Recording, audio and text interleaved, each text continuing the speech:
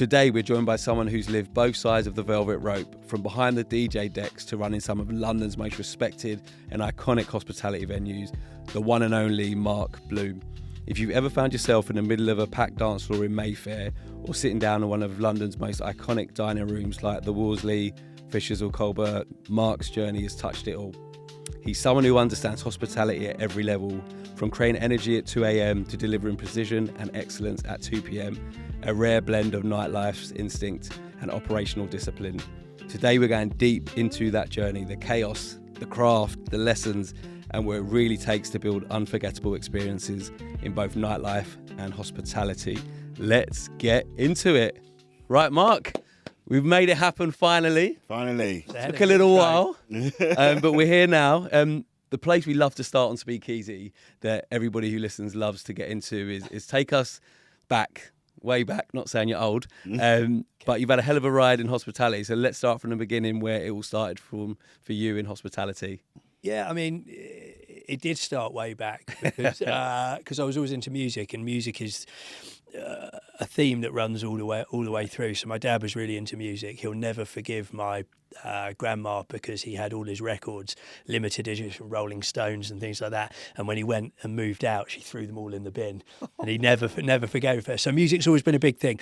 So I grew up listening to all types of music, but then DJing was the first sort of musical passion. My mum played guitar. I did that for a bit, and I wasn't really very good, so I was better at playing other people's music. So a friend's dad owned a nightclub called Middlesex and Hearts, which was out sort of in Hertfordshire, right.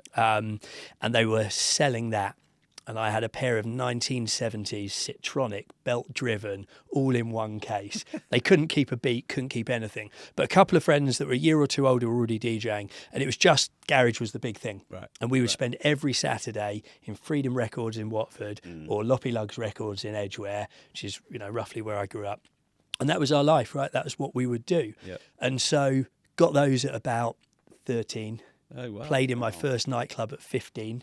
It was a time when you could scanners had just come out. You changed the pixels on the age, and they would let you in. So it was Club Moonlight in Harrow. I remember it on the opposite the Civic Centre, and that was what really started it all off. Yeah. It started everything, and it grew. And, it went from just DJing, DJing quite a lot, to promoting. I went to university. I went to Oxford Brookes, and it was the year in which a year before they were putting tuition fees up.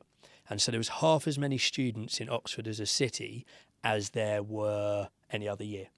And there weren't enough club nights, and there wasn't enough going on. And I lived with a guy called James Summers, who's just bought Embargoes. Yeah. So he was a promoter for a long time, but he's just bought Embargoes in Chelsea, so still rocking and rolling in a game. But he knew everyone, and I didn't. But what I did know was nightclubs, because I'd been around them already for quite a while. And so that just built and built and built. And went on, moved back to London, continued working in nightclubs, and, we'll talk about it in a bit, but diversified. That's the key to hospitality, is it's very easy to continue one trajectory and one journey, and that's great if that's what you do. Yeah. I'm probably undiagnosed something, and so I constantly want to learn and constantly want to expand. So, yeah, it all kicked off, pretty young. Wow, 13, 15 DJs. Yeah, it was pretty scary. Can I tell you, I forgot to bring headphones. I had to borrow them.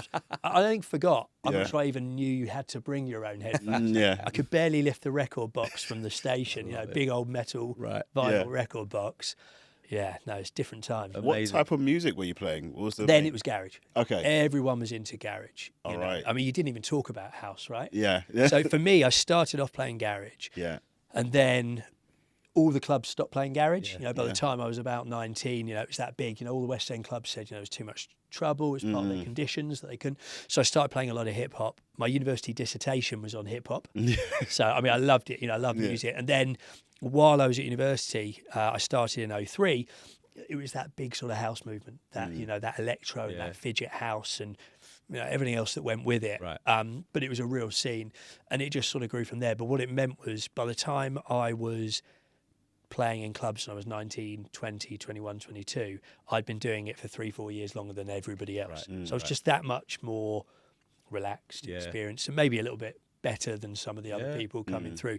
And so it just opened up a lot of those early doors. But it was just playing music. I loved it. Brilliant. Love it. Still love it. Yeah, no, it's good. And in terms of sort of when you got into the promoting side of like doing your own events, like what was that flip? Like why, what was the rationale? Money. No, it wasn't money. It wasn't money, although don't get me wrong, it was a great way. It's all relative, right? I look back at it and I go, oh, I've got 3 kids and a wife now, wouldn't even touch the sides. Yeah. But it's all relative to the age you're at.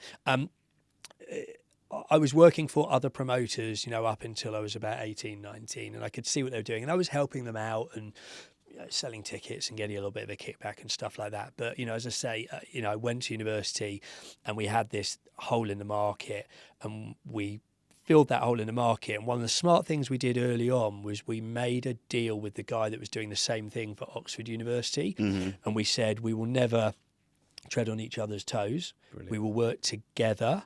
But what we won't do is work against each other. And for better or for worse, it allowed us to not completely monopolise, but control a good core of the commercial market. Nice. And we left all the electro, house, drum and bass stuff to other people that were super passionate about it, and so they can make their cash there. And it grew from there. Once we were doing it in Oxford, most of that core crowd, were London-based, so it was very easy for us to then start doing, say, 4 nights a week in Oxford, couple of nights a week in London. And James really spearheaded the London stuff, particularly to start with. But building that brand and building that return clientele became quite easy. We were running good parties with good people. We got good door hosts. We were in good venues, so it made for exciting places where people could see people, without it being over the top and egregious. We never did paying people to turn up or anything like that. We just were in the right place at the right time. Do you know, it's really interesting because one of the things we've talked to past guests, especially promoters, there was like this sort of fight to sort of win, and actually people weren't working together. So it's kind of interesting that your group in Oxford sort of got together and worked together to sort of, make sure that everyone could make money and everybody could eat. That I don't hear that often, Jules. Yeah, it's ego though, isn't it? It's ego. Yeah. We even then, I wasn't into it for the ego. You get the ego because I think maybe because I was doing the DJing, so you get your little catchment moment of ego. You play that big tune, you stand there. Yeah. Everyone's, that's cool, that's fun. Or you're on the door and you've got a big queue and you're like, oh yeah, this really is quite cool. I was never worried about the rest of it. I just wasn't. It just didn't bother me. I did want to be the biggest in the area that we were at, but it didn't mean it's never needed to be at the expense of anyone else. And I've never, at no point in my career journey, have I ever done anything at the expense of anyone else, because that will come back and bite you in the arse. Definitely. And that's the thing, like, there's a lot of money to be made. Everyone can eat, and I don't care what business you're in. Like, we're talking about hospitality, but any line of business, everybody can eat if you're smart. Once you start infighting and stuff like that, it can be the death. I mean, if you look at the West End scene in moments sort of where, they're all competing, offering girls to go in for free and stuff like that. People are not making money. There are companies where you bring in model agencies and, we all saw that, that you put a group of businessmen next to 2 tables that you've essentially paid to be there because it gets the spend up. Exactly. It becomes harder when other people are trying to do it to you. So that's when the real test of character, and I'm not saying my character of anyone's character, is when other people are trying to do it to you, can you still stick by your own morality? Right. And obviously we all have slips. Yeah, of course. Got a few. But the problem is I think it's just sharing the pot. Because sometimes promoters, when they find out, all right, cool, let's just do a deal. All right, you take West End, you take outside area. But everyone wants it for themselves. And that's one of the biggest problems. And then if everyone works together, everyone goes into one pot, we all share 10%, 5%. We all could be making money, really. And that's what kind of happens all the time, especially in the West End days. Also, it kills innovation, right? Yeah. So the biggest way to innovate is to have competition. Yeah. Right? And we're seeing that now, right? Yeah. So, you see... Don't F with disco. So these guys that are doing these big sort of disco nights, it's different, right? So if you can't be bigger, be different. Yep. You talk about the experience evenings, the bingo ones. You talk about the shuffleboards, bars and things like that. That competition should create innovation. Do something different. If you can't be bigger, can't be better, be different. Right? And that wasn't happening then. We were all trying to do the same thing, but there was enough to go around at that point. Right. Yeah. Exactly. So obviously DJing, events, promotions, running clubs, like talk to us about the switch into sort of that high end, like in world, which is, top iconic venues. There was a couple of reasons. The one I like to tell people is that I was just tired, which there was some truth to that, right? I was up and down the country, a lot of days a week for a part of it, either DJing, promoting, doing different things. So that was challenging. But I also realised relatively early on that there was a glass ceiling. And there was only so much money to be made. I was never producing music, right? There were some people starting to produce music. I was like, I'm not going to be Tiesto or David Guetta was the one that was sort of becoming this juggernaut at the time. I'm not, because I don't have the patience to sit in a room and do all of that. Probably don't have I'm sure I don't have the talent to do it either, right? And so it was what's next, and I'd already at that point gone from I was still DJing, but I was working marketing. I was working for Bougie and Volstead for Ignite for those guys. And I did a little stint with them. It was really interesting, really eye-opening. And then I was thinking, what's next? Like, I really loved the hospitality side. My degree is in communications. It's nothing to do with hospitality at all, despite the fact that Oxford Brookes had a massive tourism and hospitality department. And so I went and worked for bespoke hotels. I got, through an introduction, an opportunity to go and work for a place called the Bermondsey Square Hotel, which actually ended up being a nice middle road because it was near Ministry of Sound and it was near cable. And so all the DJs used to stay there. And so we were living in this sort of pseudo, come and see us after work. I was still in my early 20s to mid-20s, still going to all the parties, still doing these things, different nightclub world to that West End Chelsea world, but it doesn't matter to me, it's just music. I'm the bloke who went to Egg once, all my friends left, and I sat in the corner and listened to Dimitri from Paris on my own for 2 hours, because I just loved the music and enjoyed it. I could do that. It doesn't. My wife thinks I'm crazy. It doesn't make any difference to me.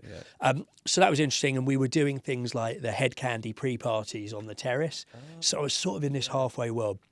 But most of the time I was in the restaurant there. And I started really enjoying that and talking to people and, sharing experiences and, making people have a nice time, which is the same thing we're doing in nightclubs, like just in a different space. And then had an opportunity to meet with Jeremy King, who, for those of you who don't know, he was a guy that originally did the Ivy, Caprice and Jay Sheiky's, not in that order, but... and he had sold that to someone else who in turn eventually sold it to Richard Caring, and it's become this juggernaut now of what it is. And Jeremy went on and did the Wolseley and the Delaunay and so on and so forth. But at this point it was just the Wolseley. And I met with Jeremy, and at the same time I met with Nick House, and there was an opportunity to go and work in-house for Nick and his organisation. And they had quite a lot at the time. They had Punch Bowl, they had Whiskey Mist, they had... Hiki and all others. The other one that was up in the city. There was a lot going on, and Nick was really nice. Really, I've only met him once or twice, and he was super nice. He got on really well, and I'm pleased to hear he's gone on to do some really great things in a nice restaurant pubs. space. Yeah, it's really nice to see. And I met with Jeremy, and I made a really difficult decision because I was 27, and to go and work for Jeremy, I would have to go and become a waiter and start at the bottom. And by that point, a lot of my friends were going to those kind of restaurants, And so it was, again, that glass ceiling. Was it do I go and be AGM or Whiskey Mist or something like that? I think that was what was on the table at the time. Or do I go and become a waiter at 27? And I bet on myself, and I went and became a waiter at 27. It's the best thing I ever did. And I tell you, it took me a while to get used to saying, sir, madam, and all of that. And that's my own issues. That's my own ego. But once I got over that, I realised I was doing quite well and had an opportunity to progress relatively quickly at a time when you didn't move quickly in that industry necessarily. So I went on, was with Jeremy, did the Open of Colbert in Chelsea, which there are some stories later. And I agree with I agree with them, and that's sort of how I transitioned into it. But my love for nightlife never changed. Right. I my wife and I, as I say, have got 3 kids, got a whole life to lead, and we still find time to go to a day party or a nightclub or something, and we both still enjoy it, and I say, I could sit in a nightclub on my own and listen to music. It wouldn't make any difference to me. Right. So it never leaves you. That's the love. Man, it never leaves you. Exactly. Love it, man. Brilliant. Wow. So in terms of all of those things you did, has there been one element that you've loved the most out of all of them? Is that fair? Or... The short answer is not really, okay. Right? Because they all add value. Yeah. I'm a bit philosophical when it comes to this stuff, and I can't work out whether it's useful to people or the most irritating thing in the world, but I'm passionate about it, and I'm passionate about people. So I learned so much from nightclubs. Yeah. And I tell you what, it really nailed for me was working on a nightclub door and standing there and dealing with all the challenges that come with that. I mean, I got glassed in the face, I had broken noses, I had all those horrible things that can happen in nightclubs. And then going and working at a completely different end of the market and being able to translate that world into the boardroom. Right. And that's where my growth really started to happen, was be able to see what was happening, boots on the ground, and take it up and take that information and translate it into what really matters to the board of directors to make the business better. So it's a bit of a cop-out answer. Yeah, no. But it's all important. And I can tell you whatever's next will be equally as important until I can get to a point where I can start giving back more and more and more, which is all I really care about. Yeah. But there's a really important message in there that I think people listening need to know, which is don't be afraid to sort of do the hard yards and sort of start from the bottom to work your way out. Because the best leaders that I've met or learned from in my career across hospitality and media really has been from leaders who have started from the bottom and worked their way up. And they haven't got those gaps. They really know intimately what it is to But also don't be afraid to diversify. Just because everybody around you has taken a certain journey doesn't mean you have to take that journey, right? You've got to do what's right for you. So, I've been lucky enough to manage a number of teams, over the last 10 years, as I've got a bit more senior. And I've never asked them to do anything I wouldn't do, which is an absolute cliche. But what I strongly believe in is that I go to restaurants and bars and nightclubs all over London, all over the place. And, relatively often I bump into someone where we've worked together. And together being the key word. It doesn't matter whether they work for me, but together. And they're going on and they're doing really, really well. And every single day when I go in, all I'm trying to do is be 1% of the reason that the people that are around me go on to be successful. And if I'm 1% of the reason, then I can look myself in the mirror every night and know that I've done what's right. And then the plus side is I'm going to hospitality venues and they give me a glass of champagne like that. So but it matters, right? Because it does. I don't matter. I'm just a cog. We're all just cogs, right? But if your personal CV that you carry around with you is far more important than any piece of paper, which is just a list of places I've worked, it's completely irrelevant. You never know if the person that you're talking to is going to go on and be chief exec of a massive company and change your life. Yeah. And so treat everybody like that. Totally. Bit philosophical, right? Yeah. Treat everybody like that and life will be okay. I don't believe in karma. I believe in statistics. Oh, wow. So statistically, walk around and be a good person, and you will tilt the scales of justice in your favour. Yeah, amazing.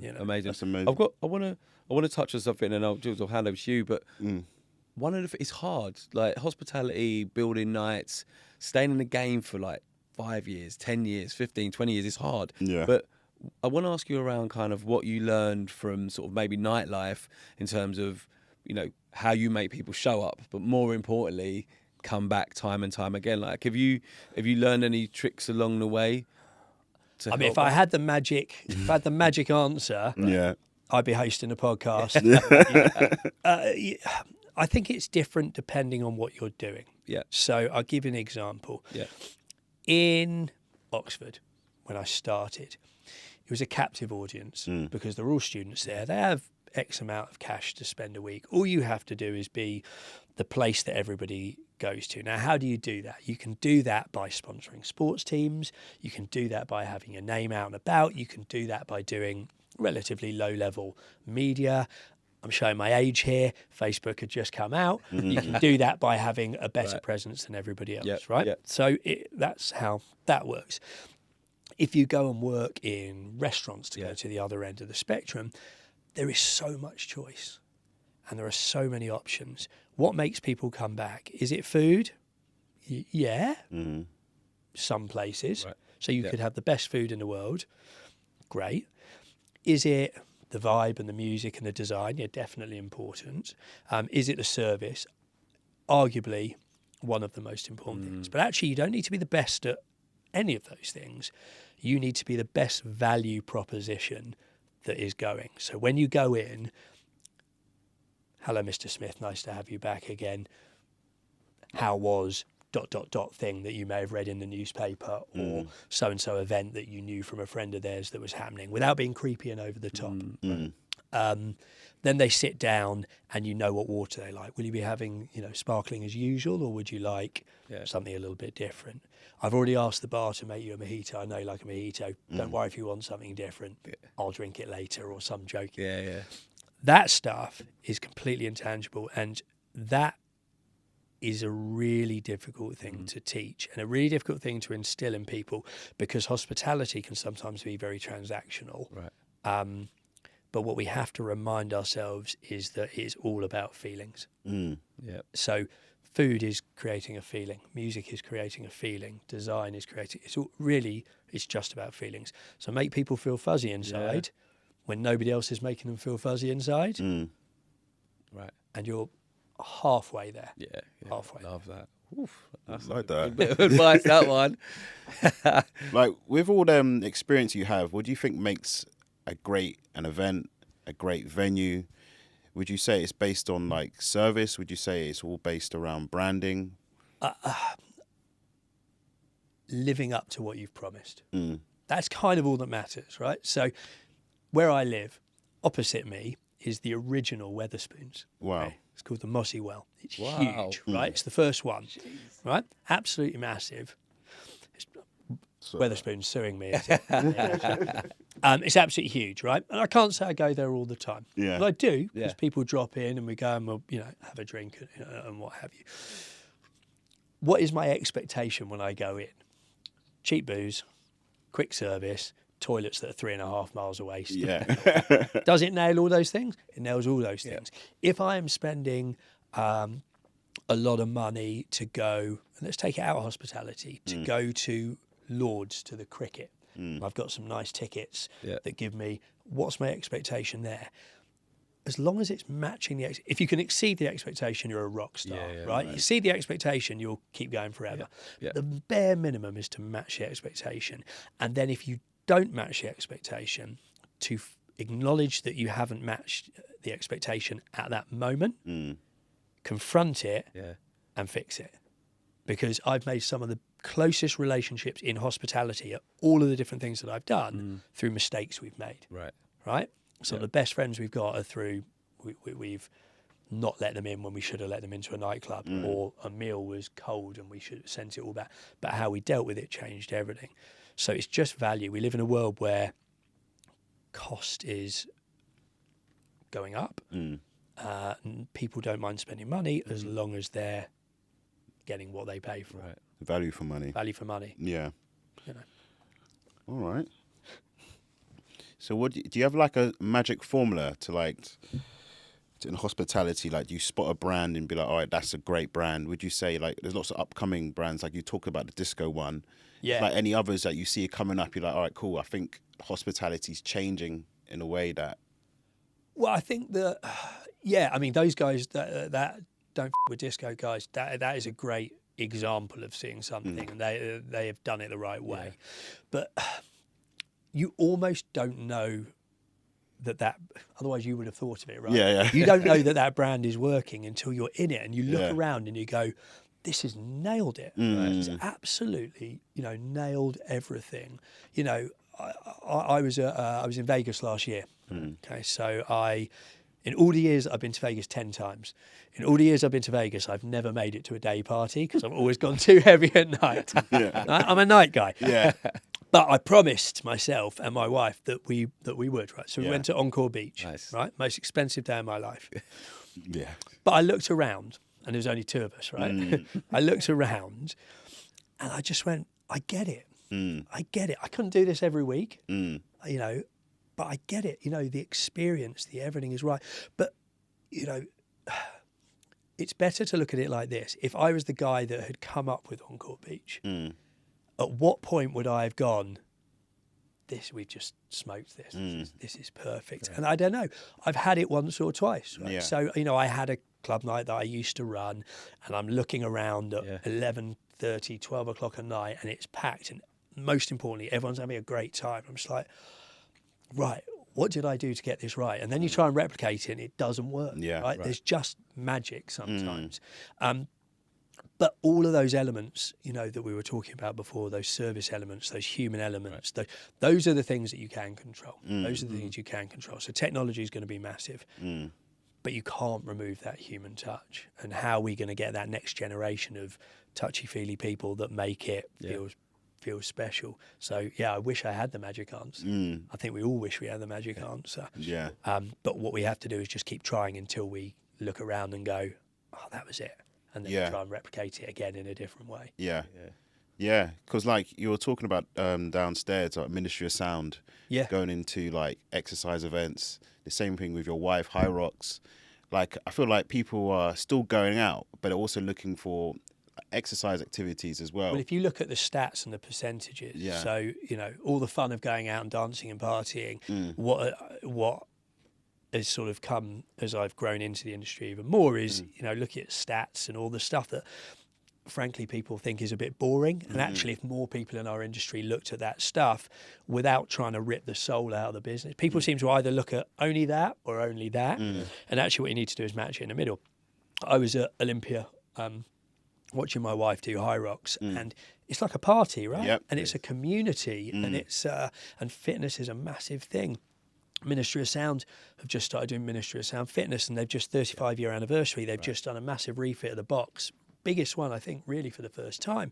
It's absolutely incredible what these people are doing. You have to move. Standing still in anything is dying. Is dying. And, you know, if you look at the stats, there's something like a 60% drop-off in millennial to whatever they call the next one. Gen Z on alcohol consumption. So how are you going to keep people out? How are you going to keep people enjoying themselves? How are you going to financially sustain yourself if you don't diversify, right? You either you can be an institution. A mentor and old general manager of mine, a guy called Stephen McIntosh, just posted something on LinkedIn, and I messaged him to ask if I could reference it, and he hasn't replied, so I hope it's okay. But it's a positive. He said, you know, he was at a conference and someone had said, you either become such an institution that you don't have to change, kind of like the Wolseley is, or you become fluid enough that you can change and survive. You can't be stuck in the middle. You just can't. It won't work. Love that. I wanted to touch on something you just said about the Wolseley, you know, because obviously history is really important and iconic. Somewhere like Langham, for example, that's got a lot of history. Michael Caine opened it and stuff like that. But like, do you think the Wolseley has just stayed the same and traded off its history, or do you feel like it has changed? I'd love to understand. Under Jeremy's watch, slow and gentle incremental changes. And to be fair to the people that there was a very well publicised takeover of the company and he was pushed out. They haven't tried to reinvent the wheel. I think the challenges have come, financial challenges, and you have to make changes and you do have to move forward with that. I'm not sure. I think all the changes that have ever been made in any of the places that I've worked have always been the right one, but I'm not the one writing the check, to be fair. I'm not the one that's holding the debt, you know, and I'm not the one that's paying the team. It's slow incremental changes, calculated changes are really important. If you panic because one person complains about something online, and you suddenly change it and you forget about the hundreds of people that have eaten that dish before, you're lost. You know, suddenly you're talking of Fisher's, you're an Austrian restaurant that has a hamburger on it. Someone once told me that to attract a different demographic, we should be putting Pan-Asian food on the Austrian menu. And that person was quite senior in the business. And my answer was, have you ever been here before? Yeah. We are not doing pad thai sausages. Yeah. I mean, it was Madness. bizarre. Yeah. It was a bizarre conversation. But you know what? Again, to be a bit philosophical, it taught me as much as the positive conversations, because I will never be like that. You know, but yeah, slow incremental changes. Look at Ministry of Sound. You know, to go back to what you said, Ministry of Sound, they haven't changed that room in years. They've done it. It looks amazing. I mean, I haven't been yet. I need to get down. And you know, if you talk to Caitlin and the team over there, they don't take any decisions lightly. I spent a year working with them. So I was involved in the ministry, which is their sort of members club kind of workspace. Right. And I was involved in redoing the F&B and all of that. And actually, that was one of the real learning experiences. Lord Palumbo Southwark, James Palumbo, who owns Ministry of Sound, said to me at the very beginning, before I started, he said, what would you change about yourself when you come in? And I said, I think I worry a little bit too much about being liked as a manager. And, you know, I sit on decisions for too long because I'm worrying about that. He was like, well, this is your moment because no one here knows you. And actually completely changed my outlook on things. It was an amazing piece of off-the-cuff advice. But, you know, those guys, innovative, changing, but calculated. Right. You know. Right. That's really good perspective, actually. You said something earlier a little bit about that feeling of, like, seeing a queue and, you know, nights working. Like, can you talk about that? Because, to be fair, we have DJs, MCs, performers, promote festival. But, like, can you talk a little bit about the feeling you've got over your career around, like, a full restaurant or an amazing night? There's nothing better. There is nothing better than it. And I can think of a handful. And do you know what? If you've got too many of them, your bar is probably too low because you should probably only have a handful of them. You know, I mean, I remember being at the Wolseley as a waiter. And great mentor of mine, who's now one of the ops team there, a guy called Dan Craig, taught me how to carry 3 plates. I mean, I'd never worked in a restaurant. He taught me how to carry 3 plates. But we were doing, it was the night after BAFTA. And the room was just popping full of people. And I'm not into celebrity. I don't talk about it. It's not important to me. What's important to me is the vibe that brings it with. But I just looked around and Dan came up to me and he was like, you know, this is amazing. And the passion in his eyes. And he just felt it. And so I felt it. You know, it's so important. And, you know, I've sat in, you know, DJ booths and I've looked out and, you know, you play the right song at the right time or the right mix or the right whatever it is, and the crowd just explodes. You know, I used to DJ at the O2 Academy in Oxford, and it's a very interesting place to DJ in live music venues, and you see more of it now because you're on stage. We talked about Clapham Grand downstairs, right? Clapham Grand, I finished after a band playing. They played a song, and my decks lowered from the ceiling. It was That's pretty a bit of an ego moment. Having said I'm not into ego, that was a bit of an ego moment. It was brilliant. But to play in somewhere like the O2 Academy where there's 1,000 people there and you play the right song, and what we used to do is, you know, some of it was a bit cheesy and student-IT. You just drop a song and they would just sing it all and then you drop the beginning of the next song and they'd explode. And that feels amazing. You see it lighting you up here. It does. You know why? Because I miss it. So I still DJ. Right. I try and DJ sort of once a month. And so if anyone's listening, because I try to get out there available once a for month. bookings. No, I love it. You know, it's great. It's a great break from day-to-day life. You know, and I absolutely love it. And like I say, music is so important to me and such a driving factor in my life. What I listen to on the way to work can affect my mood. I know I have to listen to certain music at certain times of the day to be able to sleep or be able to work or be able to do it. But yeah, those flash moments. And like I say, if you know they're coming, you're probably looking too hard. It's just when you just suddenly go and you get goosebumps. I love that. Nothing like it. Brilliant. Okay, cool. Well, we're going to switch it up a little bit. We've got a round called the quick fire round. Water. Get ready. This vodka in this. We've got a bar downstairs, no problem. But yeah, basically, like we called it the quick fire round, and it's never quick. So take your time with it. I don't do quick Be answers, honest. can you tell? No politician answers either. No, we don't do that. So we're going to jump straight into this one. But Go. obviously you've worked across so many different spaces in hospitality, but who's the biggest party animal celeb that you've come across at one of your events or restaurants? Right, so I don't do talking about celebrities. Except on the Speakeasy Club. But I'm going to make a small exception because not to. So I don't do talking about celebrities because I don't think it's important. I think if what you're looking for in a night or a venue is celebrity, you're probably not nailing the other points. Also, discretion is important because those people will stop coming if you're not. But I will talk about one night. So I was DJing at Mahiki. It was a Monday night. It was after V Festival. And so we had in the room downstairs, and they used to do all those treasure chests of everything going around. And I don't know how well anybody listening might know, but the DJ booth was sort of set back. It was a bit of a weird place to DJ, sort of DJing in a cupboard. So you sometimes felt a bit disconnected from everything. You had to go through the kitchens where they had people like hollowing out pineapples all day and stuff. I mean, it was slightly weird. But I'm in there and I'm DJing and I playing a bit of everything. I was like, just feel the crowds, and it's not always easy there. So in the corner we had Kanye West and his entourage. We had Mika at the time when Mika was really doing a lot of stuff. We had the Killers, and I had decided. I must have been drinking. I decided that I was going to play a little bit of old school drum and bass. Yeah. And I had Rihanna on a table dancing to the DJ Hype remix of Ready or Not. Yes. Wow. And that was a cool moment. Oh, wow. So I will, I'll talk about that one because everyone comes across looking good. Yeah. And it was a long time ago, so we're okay. But that was and someone had to come and tell me that these people were in, so I couldn't see it. And so seeing it doesn't matter, but you do suddenly think, should I be playing this or that? And I thought, it. Play what I want. Play for the crowd. Exactly. If you play for the individual, if you build a venue for the individual, you're losing everybody else. Right? So I just kept doing what I was doing. Yeah, they enjoyed it. Great. That's it. Rihanna dancing to drum and bass. That is one I'd love to see. She's Asian, right? Yeah, right. She's got the rhythm for sure.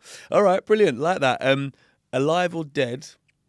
Which celebrity or celebrities would you have loved to have come to one of your events, one of your sets, or even one of the high-end restaurants that you've ran? Does it have to be a celebrity or a personality? Yeah, it could be a personality. Hopefully, like someone that the listeners know, of course. Yeah. I would like to have had an opportunity, or he's still alive, would like to have an opportunity.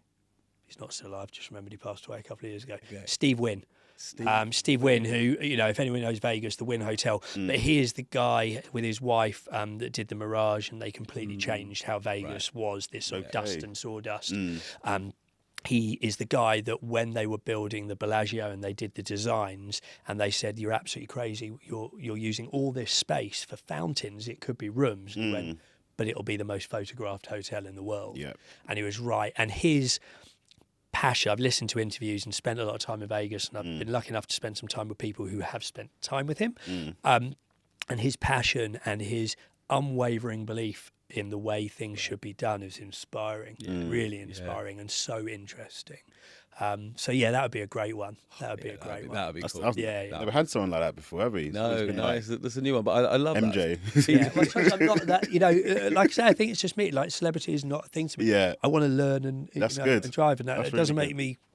It just makes me different. It makes me a bit weird, probably to most people. No, that's a good one. You know what? Steve Wynn is a legend of the hospitality game globally. Like people have learnt from him because he's put architecture and art at the heart of some of his business decisions. Yeah, and look at what he's got great businesses. Yeah, but look at what's happening to Vegas now, though. Those big companies. I mean, I still love it. It's brilliant, but they are, 180ing on a lot of what he said and what he did, and numbers are going down. Yeah, they are. Yeah, they are. Retention is going down. Yeah, those touchy-feely important things are going down, and the cost is going up. Right. Not all of it is their fault. It's not all Caesars and MGM's fault, but some of it is. Yeah. It doesn't seem like that exciting anymore. I don't hear anyone talking about it as much. I think it's exciting when you're there because you're in it, but it loses some of that sparkle. I tell you what will change it a bit. Hard Rock Hotel building the biggest guitar you've ever seen, which is going to be rooms with lasers coming out the top of it. And it's basically taken over the whole strip. If you haven't seen pictures of what they're doing there, and it's not been run by, I think that is going to really, particularly that middle market. If I was Caesar's Palace, or I was even the Aria or somewhere like that, which, you know, Aria is a little more sort of high end, I'd be really worried about that, because it's going to be huge and it's going to be rock and roll. Yeah, yeah. If I was Planet Hollywood, I'd be closing tomorrow. Yeah. You know, that is going to be rock and roll for Vegas. That's going to be cool. Yeah, Okay. I was there last year. I was talking to some people and stuff, and they said numbers are about 30% down. Which is obviously a big number. And gambling numbers are lower. Yeah. Because the table spends are too high. So now it's a hospitality destination. So actually, to someone like me, and yourself, it's still a really interesting place. So I always stay at the Aria, and the Aria has some of the best restaurants in it. And so for me, it's really interesting to see what they're doing. And some of those things would only work there. But it's great, and they do have some of that experience stuff nailed on, but it's so expensive. Yeah. That middle market, low end market experience doesn't exist anymore. Oh gosh. You know. Yeah, I mean, some of the tables, it's like $100 just to start. Oh, you know what I mean? So to your point, what they've tried to do is, because the numbers are down, they've increased the average like bet levels, which is just pricing more people out. So it's interesting what the future looks like for Vegas. But everything's seasonal. Everything changes. you know. They legalised gambling in a lot of other American states, and that's not Vegas's fault. That has changed a little bit about that sparkle for it. Yeah. All right, cool. See, I told you it's not quick fire, but this is great. I'll try and rattle through the next couple. This is where we get feedback actually from listeners. This is one of their favourite parts of the show, so don't worry, take your time. What club or hospitality experience did you wish you created that you just look at and go, wow, like they've just nailed it, I respect it so much? So it's another Vegas one, which is a bit of a cop-out, but Omnia, which is in the Caesar's Palace in that property. It was, what's it called, Pure years ago. Yeah. And Pure was the spot. I mean, I remember going to Pure, getting in the queue, and this was of the sort of mid-2000s. I was in loafers, no socks, skinny jeans, V-neck T-shirt and a waistcoat. Right? Yeah. That was the vibe then. Maybe some rosary beads. Yeah. And I mean, I looked ridiculous. And they wouldn't let me in, right? Oh, because in Vegas, what it was a collar. Yeah. It was, and that was it. And then they shut it down and they did Omnia. And I went to Omnia, I don't know, 10, 12 years ago, whatever it was. I'm getting my timeline wrong. And I had a little wander around. I was like, to a point, this is perfect. You know, and part of it is they charge so much money that they can have the number of staff and everything they need. So I respect that, because what you're paying for is value, right? You know what you're getting. But everything was right. That chandelier coming down, that magic moment, right? You know, people talk about magic moments. That magic moment might be how you serve the wine. It might be something really small, or it might be the entire chandelier coming down from the ceiling to Benny Benassi's satisfaction, and you losing your mind because you've been drinking since 8 in the morning. Great, whatever it is, it is. But you can't. I don't know if you could replicate that anywhere else. I was thinking about it. You know, it's something pretty special. Yeah, it's a great place. It's actually the first ever club I went to. It was called Pure when we went Vegas. So good times, good memories. I'm afraid I can't tell you because they didn't let me in. I think it's Chris Brown. I think was performing.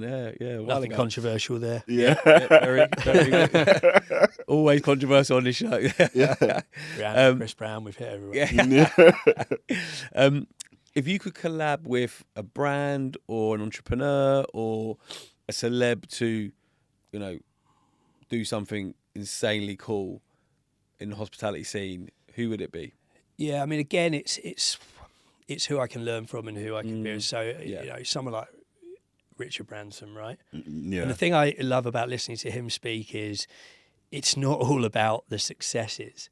It's about the failures as well. Because you learn so much more from failure. You know, I mean, I would love to meet the person that came up with New Coke in the 80s or 90s. So, you know, they changed the flavour of Coke and rebranded it. And it was a complete failure. I just want to understand what they learned from it and what that failure looked like. I've got this weird obsession with Hoover did a promotion in the late 80s where if you bought a Hoover, or you bought 4 Hoovers, you got a ticket to New York. It basically bankrupt the company. You know, these sort of things, because you learn so much from... I've had my own restaurant and it wasn't successful. The quality was great. The service was good. We made mistakes. My business partner and I made mistakes. Location was probably the number one. I learned more from that than I ever did from anything half decent that I've done. You know, but someone like Richard Branson, imagine sitting in a room there and he goes, "Yeah, that's a great idea," and you have him behind you, and you can just learn and have that. Yeah, you almost wouldn't fail if you've got him, you know, backing you and giving you that support, because he's just a brilliant personality. Yeah, unbelievable. Screw it, let's do it. That's a line I love of his. All right, you survived quickfire, man. Okay, good. Well done. See, easy. 45 minutes later. Exactly. Cool. Well, I'm going to keep rolling here. So obviously, people in hospitality, you know, again, as you say, the love of music, you know, we do know how to have a good time, you know, and we're well connected, so usually we Now get we're into in trouble. places for free. So a bit of incrimination time for you. Tell us about like some crazy nights out that you've had that will bring a smile to our listeners' face, because the world's too serious at the moment. So I mean, I'll tell you about, hands down, the best night I've ever had in my life. Hands down, the best night I've had in my life. So for about 3 years in a row, I went to Ibiza, and this was a while ago. I basically had to ban myself from going to Ibiza because I can't trust myself. I haven't been back since. But with the guy that I used to DJ with quite a lot, we were staying together, and we used to fly in on Sunday day, and then we would do We Love Space, and then we would do this big Monday, which I'm going to talk about, and then if we could survive it, we would go back to Space on Tuesday for Carl Cox, which was just amazing. So the Monday would always look like Bora Bora Beach in the afternoon, which was relatively empty because everyone had been out on the Sunday. Then we would go over to DC10 for Circo Loco. Then we would go back to Bora Bora Beach in a slightly worse for wear state. And then you'd go to Cocoon at Amnesia for Richie Horton or Sven Vath for some serious noise. And so me and this guy, nobody else went out with us for the whole lot. And we went out and we managed to keep the drinks down through the first bit. Went to DC10 and we just had like a moment, talk about moments together in DC10 where they get everyone on the floor and they do like the air raid siren and everyone comes up together, and it was just amazing. You know, when you're with too many people in a group, you worry about losing each other. When it's just two of you, you can stick together. Right. And then back to Bora Bora, and we're trying to explain to everyone that had now joined us, you know, what amazing time we'd had. And then you go to Amnesia, which is just one of those special places in the world. It just feels magic. And listen to just noise basically for 6 hours. And me and this guy, we never get together and we don't talk about this. We talk about it every single time. It's just magic on a magic place. Just experience, that's it. Not 10 years of my life that night.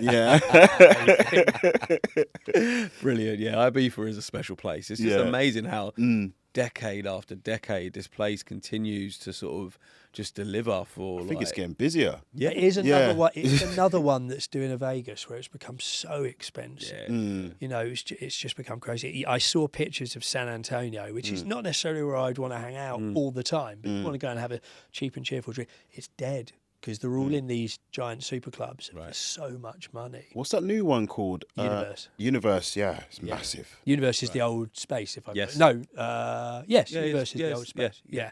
I mean, Space was an amazing place. Space, the terrace during the day. I mean, I didn't go quite early enough that they'd sort of changed the licensing and stuff, but you know, it really was an amazing place to go to. But they did that on purpose. The expense.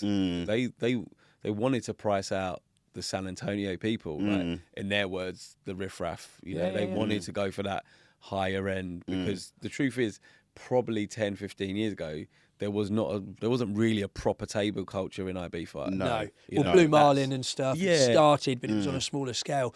But the other thing, without being too controversial about Ibiza particularly and Mykonos and stuff, is if you're not making the money somewhere, you're not always making the money on the drinks. Without being too controversial about it. No, we can go there. So, and so as a business, it does need to work, and it is a seasonal business that's only there for 6 months. Right. And supply and demand. If people are going to do it, I kind of understand the operators. It's not how I would do it. But I do understand. But if you don't do it, you're going to miss out as well. You might have longer longevity. Okay. You might, but you might not. No.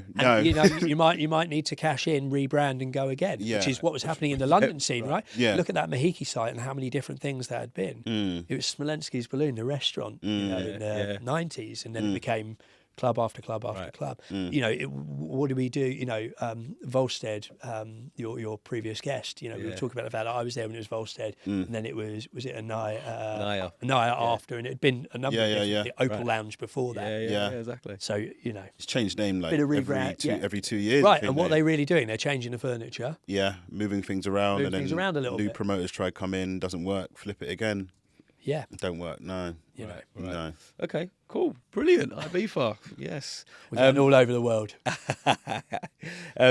And then one thing about hospitality that we all know is everything that can go wrong will go wrong at some point. So let's talk about some funny moments of things that have gone wrong, which you thought were the end of the world at that moment in time, but you can look back and laugh because, again, you know, we want some laughs for our listeners. I mean, okay. So things that can go wrong are part and parcel of it, right? Unless they're things that go wrong where anyone gets hurt, that's serious stuff, right? And we've seen some horrible stories about nightclubs and bars and restaurants around the world. But the hardest thing to control is people, right? So guests. So without getting myself in too much trouble, I had one situation where I was in a restaurant in Chelsea and I was managing it. And one of the head waiters came up to me and he was saying, this guy's going nuts at the table. He's shouting at me, saying his wife's in the bar, get her out. And I said, I don't really understand. But it turns out the wife was in the bar, but with her boyfriend. Whoa. And the husband was in the restaurant. Yeah. And so suddenly this guy comes marching over to me. Yeah. And he's this close to me. And I'm not, you can't see on camera, I'm about 5'7" and, you know, weigh about a bag of rice, you know. But, you know, been around, I wasn't too bothered. And I also understand that when people are upset, they're not always upset at you. And so sometimes you just got to smile and dust it off and move on, right? That's the easiest way to view it. But he's pretty close. And he's saying to me, get this woman out. And I made a mistake. And I said, I'm terribly sorry, you know, this lady is a regular and I don't know who you are. Right. And he said, she's a regular whore. Ooh. I said, despite that being very funny, here's what's going to happen now. I'm going to count to 5. And if I get to 5, you're going through that window. Yeah. And his friends sort of dragged him out. But there's always these sort of, you know, they are funny at the time. And, you know, I mean, I had one when I was working in a restaurant in Piccadilly, let's just say that. And that restaurant in Piccadilly has a little salon area at the side.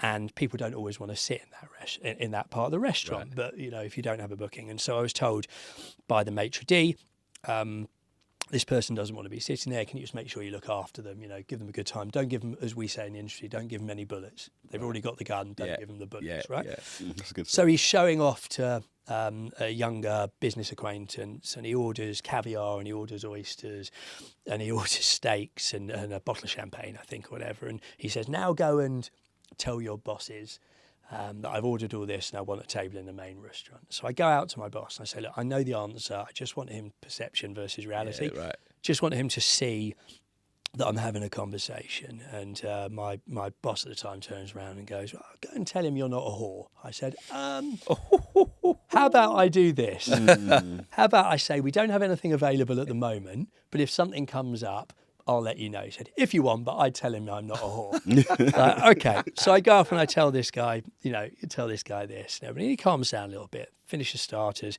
mains come, never forget, a couple of ribeye steaks, béarnaise sauce, drop down. He says, can we order a glass of red wine? So, yeah, of course, you know, what are you looking for? You're looking for something quite full-bodied, something robust like a Bordeaux or a Côte de Rhône. And he says, imagine you've just a Russian pro. That's the feeling I want. And a little taken back, I said, I'm terribly sorry, we don't have a gonorrhea grape, but I've got a nice chlamydia if you'd like to try it. And he immediately just shut up and behaved himself for the rest of the 2 tables either side, just sort of sniggering. I tell you, that was I was either going to be fired or it was high-risk strategy. High-risk strategy. But, you know, sometimes hitting conflict moments with a bit of humour and a bit, what you have to be a little bit careful is not making other people feel small because they get quite defensive. Yeah. But equally, if there is a limit to how people should behave. I have a real gripe of how people behave with serving. Service industry, and so there is a limit. You know, you do. So but you know, I haven't had any disasters. I can tell you, I've had plenty of club nights I've run that have got no people in. I remember doing one where I proudly said it was 1 in, 1 out. One person came in and one person came out.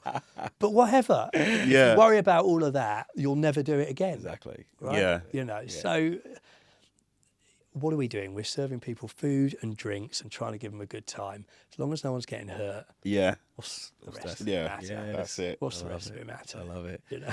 Oh, that's amazing. There's some good ones in there. Yeah, that's it. That's it. I just want to switch it up a bit because I want to get your thoughts on like the role of technology. Do you feel like it's going to like change the way hospitality's being looked at, or do you reckon it's going to improve things? It definitely can improve things. Yeah. I think you have to walk before you can run. Yeah. I think that you have to be very careful about where you implement hospitality because you have to remember that we are not in the catering business. We're in the hospitality business, and that is the key. Right. You know, we're not, you know. So, Big Mama Group, who I've got a lot of time for. Yeah. They use QR codes, and you can order on the QR codes. You can pay. It fits the whole vibe, right? You know, the staff are running around, and you know they're great fun, and you know in venues like that. And I mean this as a positive, not in any disrespect to them, because I go to their venues all the time. You know, you might not be able to grab someone for a while because they're having fun and they're running drinks. So it's great. It's perfect. Would I want QR ordering if I was having tea at the Ritz? No. Right. So technology needs to be placed in the right places. But as far as the less exciting and glamorous side, for controls, for stock, for ordering, for it could save the industry because every penny counts. So if you save 15 minutes a day over an entire year over a group that's got like the Wolsey Group 9 restaurants, that's massive. That's massive. So you just got to be cautious of tech. Tech people don't understand hospitality. Hospitality people don't understand tech. You know, there are some brilliant people out there that are filling the gaps, and those are the people that you should really latch on to. You know, but I mean, I'm an analog man in a digital world, so don't ask me. Yeah, that's good. You touched a little bit around learnings and learnings being huge. Can you talk to us about some of your biggest mistakes that you've made that sort of you feel that have had a huge impact on your career? Yeah, I mean, I've made more mistakes than you can imagine. Big, small. I mean, the big one that springs to mind that had the biggest impact on my life, but I still look at it as a positive, is when I had my own restaurant. Location. Okay. You know, we did everything. My business partner and I did everything. You know, to get ourselves business plan, pitched for it, got investment, EIS relief, which is the sort of tax relief new investors can get on first time businesses. And we really should have gone back to the investors and said, this is going to work. We need just a little bit more from everyone, and we could be in more of a premium location, because I am 100% sure with the product that we had that we would have 6 or 7 restaurants now. Wow. What type of restaurant was it? So it was called Fair Share. Okay. It was a sharing concept, but it was all British food, and everything was for 1, 2, or 4 people. So as opposed to what sharing concept normally is, which is small bites, we were doing things like shepherd's pies and Lancashire hot pots and stuff like that. And the whole venue that we had, which is a very cool venue, had a kitchen area, so the bar looked like a kitchen island. We had a lounge area, which was sort of the restaurant, and then we had a garden which had a retractable roof that had a fireplace in it. So in the winter, if it wasn't raining, you could open up, and we had these heaters, and you could sit outside under the stars and eat and everything. And I've seen these sort of home away from home things since. I'm thinking, these guys, man, nicked my idea. And it was good. The service was good. The food was excellent. We took the sous chef from Tramshed, which was a Mark Hicks restaurant at the time. So he really knew his stuff. And my business partner, Barry Myers, had trained under Gordon Ramsay, and he'd worked at the Mandarin Oriental. And it was just obtainable, good food. But we did sort of clicker test. You sit outside, the old nightclub clickers, and we sat outside venues in the area and worked out how many people were eating at different times. And this was just as Brexit was happening. And I don't like to make any excuses, because the number one reason it didn't work was because of my decision to be in the wrong location. It wasn't even my business partner's, it's on me. But there was a third downturn in the area in the time that we were there, and it was just unsustainable. And it was very sad, but it taught me a lot, about business, but it also taught me a lot about people, because I turned around to my team and I said, I don't think this is going to work. If you need to walk out now, I completely understand. But if you can stay with us until Christmas, I will, even if I have to pay you out of my own pocket, make sure that you are paid every penny that you are owed. And they stuck with us, and then Barry and I put our money together and we did one last Christmas party and took everybody out. Oh wow. And that was, and that was that. So, that was a big one. And then the only other thing that I look back on, not with some regret, but with some questioning of my own decision, is if you don't feel valued somewhere, but you're rightly confident that what you're doing is right, the problem is probably not you, the problem is them. And I've hung around a place or two a little bit longer thinking that they were going to change. It's the old, it's not you, it's me. And actually, maybe I could have accelerated my career a little bit. And I'm very happy with where I'm at, and I'm about to take a new step into a new part of my journey, which I'm unbelievably excited about. But maybe I could have been a little bit further if I was a little bit more bullish. But I didn't want to be what a lot of people are in the hospitality industry, which is they go and do a year here, year there, year. They all look a bit flaky. Maybe I went a little bit too far the other way. But you live and you learn. Live and learn, yeah. Yeah, and also if you get too worried about the past, you'll never 100%. never concentrate on the future. And like some people say, sometimes you have to be a bit selfish and aggressive as well. And I think you just went too left, and you had opportunity to. Ironically, people that were working with me within those businesses would probably think that I was quite bullish and quite within that. Okay. Because I'm trying to change the culture and change. Right. Yeah. But I wasn't selfish enough maybe about myself. That's what I mean, yeah. Oh, okay. But, I want to talk a little bit about future, getting out of the past, and see what I did there, gents. But like, could you give us a bit of how you see the future of like London's hospitality scene, global hospitality scene? Like, what do you think's the sort of future is going to look like for it?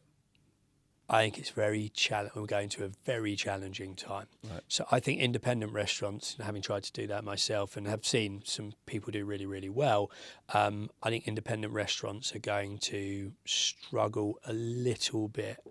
I think the money that's in these big chains that are now going, in many cases internationally, is so big that they can absorb losses and squeeze everybody out. Right. Yeah. And I think there is a finite number of staff that are in the London scene, about London again, and how can we, if you're an independent, get those staff and retain them? The government, I do not believe in this. The government have done a lot of fairly unhelpful things for hospitality, but I do not believe that that's the be-all and end-all of the reason that hospitality is struggling. I'm afraid the real reason that hospitality is struggling is lack of leadership and lack of really great people that care about the people that work with them. They are not leaders, they are managers, or frankly, they're just finance people. And if you're an operator trying to be a finance person, you're not even going to be a good finance person. Leave it to the finance people, right? So, finding that middle ground is very, very difficult. So how are we going to get the hospitality industry to be even better? If you are someone that is sitting at restaurant manager level now, or floor manager level, or you're on that upward trajectory, all I would say to you is be better than the people before you. And it's not because everyone that's been before you is awful. Right. It's not. But they are better than the generation before them who were throwing things at young kids, young waiters and shouting at people. Be better and the industry will move forward. But if you look at the hospitality industry as just the hospitality industry, nobody else will respect you. If you don't respect yourself, no one else will respect you in anything, right? People don't respect the hospitality industry in the way that they should. And, my MD for a while at the Wolseley Group, a guy called Baton, who is now the MD of Gaucho Group, he was really passionate about convincing people that hospitality is something that you should leave university and do, and not just the hotel side, because people do that.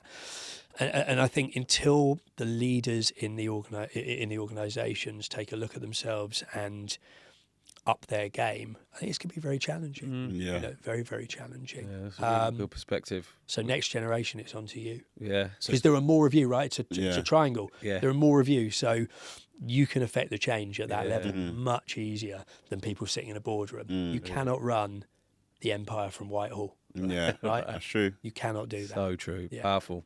That's very good, because everyone always talking about the cost, the increase of like food costs, the cost of staffing, everything's all going true. up. Yeah, It's all true. but sometimes you see other small brands, they just have to change it in a way where the social media and marketing does benefit them. All of that, and then Yeah. on the staffing front, so I told you, I've got this sort of nightclubby fun background, and I'm a complete nerd.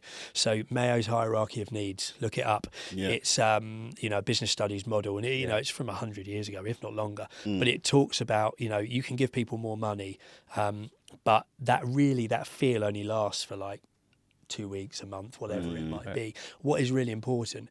Learning, leadership, feeling valued, hygiene needs. How many restaurants do you go into if you're working there and the toilets are disgusting and the staff room's not looked after? That is basic stuff. And all these studies that I read or that people, send me, they come from Industrial Revolution factories and stuff. But this is what we're talking about. How can you... I will wax lyrical about Jeremy King and Rob Holland and Zuleika, who was the MD when I was there. If you go into the restaurants that they design, and they've just done Simpson of the Strand, and I can't wait to go. Can't wait, because I know it's going to be magic. It's it's designed by the same people that did all the other restaurants. How can you expect someone to walk out of staff area, which looks run down and rubbish, and then just go and be magical? Right. You've got to look after those areas. So there is a space at the back of Zadell, which nobody will ever see. It's a fire exit. And it's in between Bar American, which is an amazing place, and the Brasserie, which is, just a fantastic room. It was the old Atlantic Bar and Grill. No one's ever going to see it. And when we took it on, we regenerated all the wallpaper, and it's gold leaf wallpaper. And when I do induction, I open the door and I show people, and I say, that's the bit that the guests never see. That's how much we care about how you feel before you walk on the floor. That is important. Yeah. That is going to save the industry, because you can't do anything about what the government have done. I read people on LinkedIn all the time, we're going to protest. Yeah, we're going to do moaning, that. They don't care. Yeah. So you've got to make it in the parameters that work, and you've got to take the industry to a level where it is looked at in a different way. Yeah. Brilliant. That's brilliant. Brilliant. I think we should ask the last question. Yeah, I think. What's the best piece of advice you would give to someone starting out in hospitality? Don't say yes just because everybody else is saying yes. Right. Because you might have the idea that is going to change the entire company. Now, pick your moment when you're going to say it. Don't say it at 9 o'clock on a Friday night, because I can tell you don't give a shit, because it's time to hunker down. It shows that you don't really understand the game. But people just saying yes for the sake of saying yes, the guaranteed way of getting thrown out of a meeting, that if I'm lucky enough to be chairing meetings for myself and listening to the people around me, the only thing that will ever annoy me is they don't need to be my ideas. In fact, nobody will correct me more than my team around me and call me an idiot more than my team around me. I've got a team member who, unfortunately, she's very, very unwell. She's in a hospice at the moment, but she is just a wonderful spirit. And she would call me a complete idiot, left, right and centre, behind closed doors, never in front of anyone.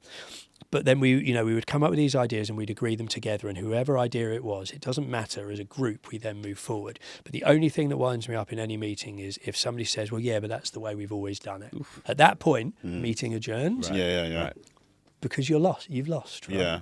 So just challenge things in the right way, because I am going to work for a company now that are in the fuel and retail space. That's my next chapter. And I'm really excited to bring that hospitality spirit to that retail. And a lot of it is grab and go food. So it's really exciting. And the chairman is the person that brought self-service petrol pumps to the UK. Wow. I think 60 years ago. That's wicked. So if nobody ever asked the question, you never get the answer. Yeah. So, yeah, I mean, just be passionate. And if you don't love it, do something else. Yeah, that's a good one. Yes, Mark. Yes, Mark. Thank you so much. It's been an absolute pleasure. Thank you. Thank you for your time and so many nuggets there for our listeners, mate. That's Really Thanks appreciate for having it. me. No, it's Cheers, bro. been great fun.